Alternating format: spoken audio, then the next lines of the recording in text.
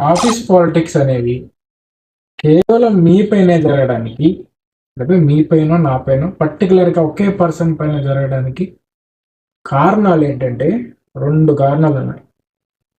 ఒకటి, మీ మీద ఒక గాసిప్ స్ప్రెడ్ అయింది అనుకోండి, మీరు ఆ గాసిప్కి ఎంతలా రియాక్ట్ అవుతున్నారు అనే దాని మీద ఆధారపడి ఉంటుంది. 2, ఎమోషనల్ ఇంటెలిజెన్స్. ఈ పదం అనేది సైకాలజీకి సంబంధించిన పదం.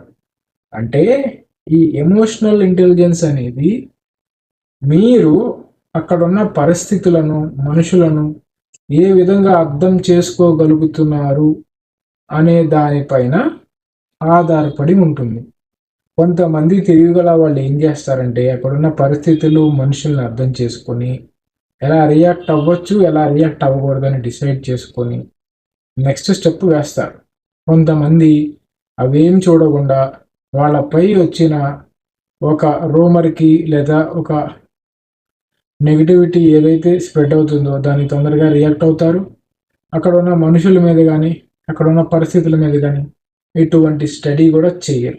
సో ఇవేమి చేయకపోవడం వల్ల వాళ్ళు నచ్చినట్టుగా, వాళ్ళ ఇష్టానుసారంగా అక్కడ ఉన్న కొలీగ్స్తో బిహేవ్ చేయడము, సీనియర్స్తో బిహేవ్ చేయడము అలాంటివి చేస్తూ ఉంటారు. సో వాళ్ళకి మాత్రం కంపల్సరీగా ఇలాంటివి అనుభూతి మాత్రం ఖచ్చితంగా జరుగుతుంది. అంటే ఇలాంటి పర్సన్స్ మీద పాలిటిక్స్ అనేవి రన్ చేయడం సర్వసాధారణం.